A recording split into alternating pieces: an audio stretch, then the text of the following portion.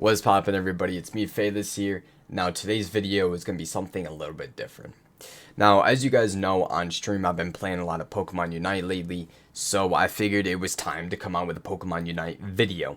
Now, today's video, I'm going to be talking all about Venusaur and how to truly use Venusaur, what items you should put on your Venusaur, and a lot of other aesthetics to do with the game and also just Venusaur. You know, later on, once I start learning a couple other Pokemon, I'll obviously make, how-to videos with those as well. But, if you guys are looking into, utilizing Venusaur as, like, your main for ranked or even just regular, let me show you something that make it a little bit easier for you so that you know what movesets to go with and everything else. Not to mention, I just recently got to expert rank, which was a little bit ago, and we've been grinding. We've been doing pretty good in ranked. The only problem we've been having is we usually don't have our full rank squad on, but let me tell you, I'm sure we're gonna get up there in the ranks here soon. Anyways, let's get right into it. All right, so now that we're on the game screen, what I'm gonna have you guys do: hit X, go down to battle prep, go down to held items. Let me move this so you guys can see it a little bit better. All right, so go down to held items, click on that. As you guys can see, I'm rocking Focus Band, Buddy Barrier, and Wise Glasses. Now, the reason I'm not using Shell Bell, as you will see on a lot of example sets, if you press Y on any Pokemon, you can use the example sets that are recommended and or example sets from people who are master rank with their main being the Venusaur. However, Shell Bell I just felt like wasn't as good. So instead of using Shell Bell, I ended up putting Wise Glasses in. The only time I ever use example sets is if I am using a new Pokemon that I don't understand.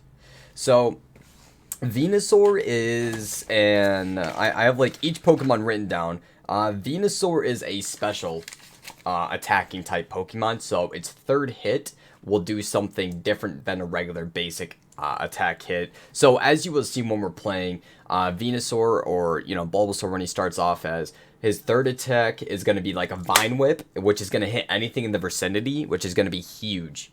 So the Focus Band, which I have everything to level 20 for these items. Focus Band, when the Pokemon drops to low HP, then each second for 3 seconds, it recovers 14% of the HP it had lost, which is huge. This has gotten me out of so many like tight situations where I just needed a little bit of health just to stay up, and I was golden. Buddy Barrier, if you're playing with other people, Buddy Barrier is a must, especially in ranked. When the Pokemon uses its Unite move, that Pokemon and the nearby ally Pokemon with the lowest HP are each granted a shield equal to 40% of their max HP, which is huge. Buddy Barrier should be the first one that you get to level 20. Alright? When you're playing with your teammates, usually 2 people go top, 2 people go bottom, and then you have your one jungler. So this is going to be huge. Especially if like most of your team has this will keep people, with their health staying up and everything going very, very well.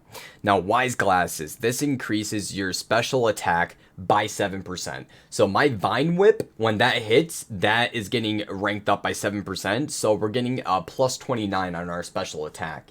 Now, if you look at Shell Bell, the difference between Wise Glasses and Shell Bell is Shell Bell has a cooldown. And the special attack you get is only 16 compared to the 29, which Wise Glasses also doesn't have a cooldown to begin with, and it starts off with a higher speed attack. However, this would recover a minimum of 75 HP. I just don't feel like this is even good enough to be truly viable in the long end, especially with ranked. If you're trying to go and get somewhere in ranked, Wise Glasses, Buddy Barrier, and Focus Band are the wave for Venusaur. Alright, besides that, I'm going to go into a couple games. I'm going to show you guys like how I play Venusaur. Venusaur can be played as either a top or a bottom, bottom route character. And yeah, we'll just do a regular standard game, and I'll show you guys what he's all about. Alright, now here's a big aesthetic to this game as well. Battle items, huge. The battle item you're going to want to use for him is the eject button. I mean, this is all like what you like to use, but eject button right now is just, it's the move. You can get out of tight situations very, very quickly, and it's very needed for, you know, Venusaur as well, because sometimes you're alone in certain situations. You got to get out of there. Especially with the move sets that I use. I use Sludge Bomb. Make sure to set that as your auto set. I also use Solar Beam, which I have set to my auto set as well. Solar Beam is huge. Huge. I'm able to snipe people from like across the distance. Sometimes I can't even see them, and I just put it down and I just laser people. It comes in handy, especially when everybody's going against Zapdos. It comes in handy when everybody's going against Dreadnought to take the Dreadnought. It comes in handy if you're going up to attack the Rotom and you need more, and you're not able to get there, but your Solar Beam can get there. It is huge. It does so much damage. It is critical. And then the other one, Sludge Bomb. Sludge Bomb is way better than the other moveset you'd be able to use. I'm telling you, you would not regret using Sludge Bomb. Alright, let me figure out where everybody's going, because the cool thing about Bulbasaur is he can be played either top or bottom. Alright, looks like we're going to be going top. I'm not really sure why the Talonflame is not jungling right now. The Talonflame that you guys see right here should actually be jungling at the moment, but it seems like they don't really know what's going on. I don't think they know they are a jungler, but that is perfectly okay.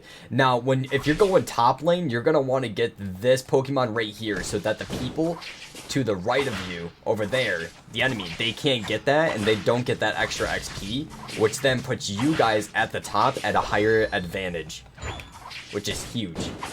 Especially when you're playing Bulbasaur, you don't evolve until level 5. And then, I believe it's level 8 after that is when you evolve next. Oh, Mr. Mime is a bit of a pain, bro. They got 2 support characters up top. And Vine Whip. Vine Whip is huge. I'm telling you guys, that's the special attack right there. And if you're using Wise Glasses, it just helps so much and gives you so much extra damage and everything else. It is crucial. And then I think it's level 5 is when you get your Sludge Bomb, and that is huge too, because it can get people to back off quite a bit, which is really, really good. If we're able to get to like level 5 or different level 5 or even 7, I would say that would be probably huge as well. Okay, I do not have a teammate with me, bro. This is not good. As you guys can see, the Sludge Bomb slows them down as well, and it's just very, very good. And they also take a small amount of damage from it, which is huge. We just took out that guy as well. Their Mr. Mime doesn't really know. I don't think their Mr. Mime is like really understands what's going on. We're still battling up top. And at the 7-minute mark is when we got to start heading down towards the bottom. Because that is the crucial time. That's when Dreadnought appears. And if we get Dreadnought, we'll start leveling up way before the other team. And see, me using the eject button right there is huge. Don't worry about it if they take the top one. That doesn't really matter. You really want to focus on the bottom and make sure that you get the Dreadnought at the bottom, because that's going to give us a lot of XP at the end of the day. Not sure where this guy is going. Alright. I'm going to start heading down to the bottom. I'm going to go to the Dreadnought, which is going to be very, very huge. If I can get the level 7, I think it is. I think at level 7, I get Solar Beam. Yep, there we go. Alright, so Solar Beam and Sludge. 2 of the biggest ones that you want to make sure you use. And watch this. That is why right there. That is why right there. We just took out 2 people right there. We just took out 2 Pokemon. And that put us at an advantage. As long as we can come down here and take out Dreadnought, we're good.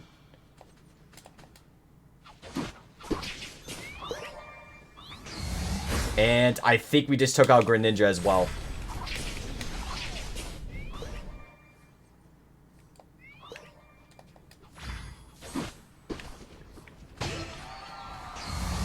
Fuck. Alright, the eject button, as I say all the time, it helps a lot. You know, there are going to be times when you got to get out of tight situations like that. Obviously, our teammate up at the top should have came down with us. When you're playing ranked, and when you see Dreadnought come down, you want everybody on your team to go down below as well, because Dreadnought is way more important than Rotom. However, if you are able to get Rotom at the top as well, that is huge. But usually you want to go to Rotom after you get done going against Dreadnought. And then usually right now is when I would start heading back up, but it seems like there's like 3 people down here anyway, so I'm just going to send that Solar Beam through there, which is going to do pretty good amount of damage on everybody. It seems like everybody down here is like a way higher level. The people at the bottom were not doing a good job holding them back, and as you guys can see, Dreadnought, if you defeat him, he gives your team a massive amount of XP, which is why you see everybody on the other team rocking like level, you know, 10, 11s, and I think their Greninja is actually a level 12, which is pretty crazy too. And Dreadnought can really just turn the whole game around. However, when you do turn into Venusaur, you get your you get your ultimate move, which one is like a cluster bomb. You throw it, it hits Pokemon, and then it busts open into like 4 other little bombs, and it's huge.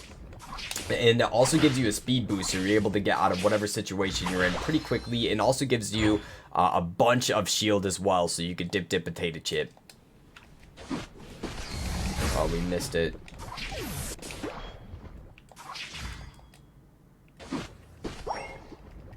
Solar Beam. Oh my god, did I just miss that Solar Beam as well? Alright, here, I'm going to show you the ultimate. As you guys can see, it did that. It also gave me a speed boost.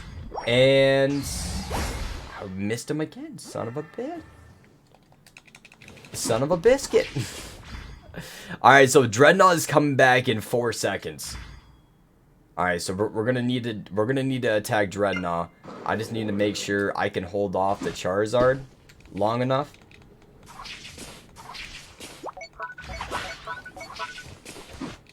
If we can take this Dreadnought, even though it looks like we're losing, we still might have a chance, because then we can also try to take out the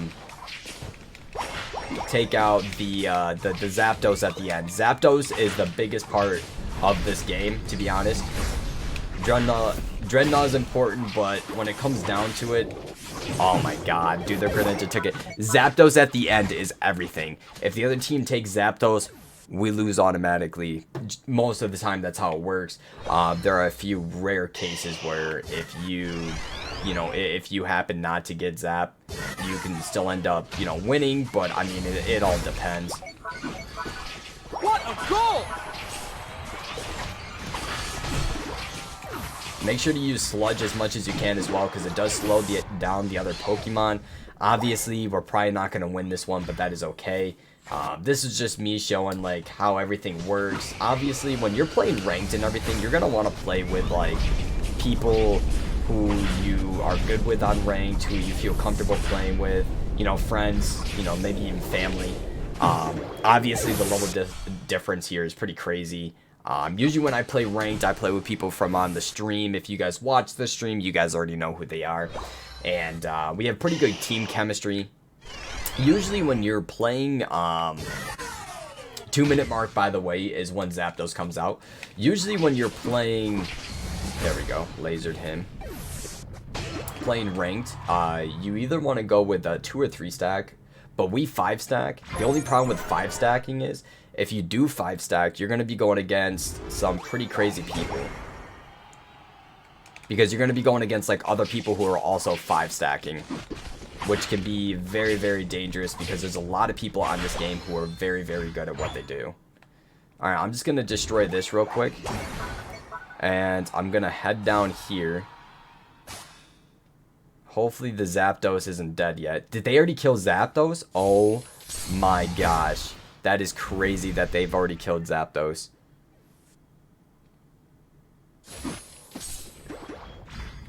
What a goal! I can't believe that they've already killed Zapdos, man. This is crazy. All right, we'll send our cluster in there. What a goal!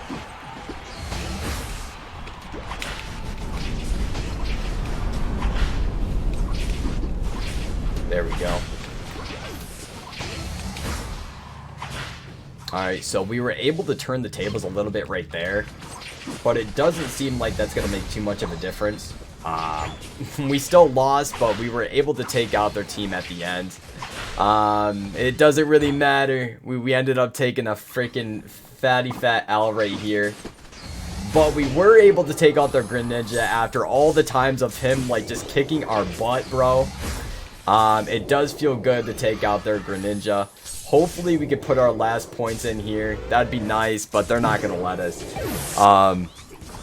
Either way, that was a really fun game. The thing about this game that I love is each game is only 10 minutes long. It feels like it goes on for way longer than that, but it really doesn't. And it's honestly just so fun. To 768. We did not do all too well here, okay? But you were able to get the basics of like how Venusaur truly works, what you want to do with him, stuff like that. Our team didn't really do well. As you can see, we ended up with 7 kills and 6 assists, which was not bad whatsoever. We actually did go against a pretty good team. Like, our team didn't really know what to do. So I mean, I guess this video was also to show you guys like the basics of also how to like slightly play the game if you guys don't know how to play the game, and also how to play Venusaur as well. Sort of balance out everything. Make sure at the end of each game to also, you know, say good job to everybody, you know, good job, especially to the other team as well. It shows sportsmanship, and it can also help with your card as well, so just make sure to do that. This was not too bad of a game. I mean, we didn't do great. We didn't do terrible. It wasn't anything beautiful, but we were out here. As you guys could see, Sludge and Solar Beam, they can be very deadly together. You can do Sludge to slow down the enemies, and then Solar Beam to hit them directly on. Solar Beam does a ton of damage. The only problem with Solar Beam is it does have a pretty big cooldown. However, when you get to the end of the game, your cooldown starts to go lower and lower. And then you're able to just put damage on damage, which is why you want to level up as much as you can with Venusaur. You want to try to get all the Dreadnoughts that you can. You want to focus all on Dreadnought.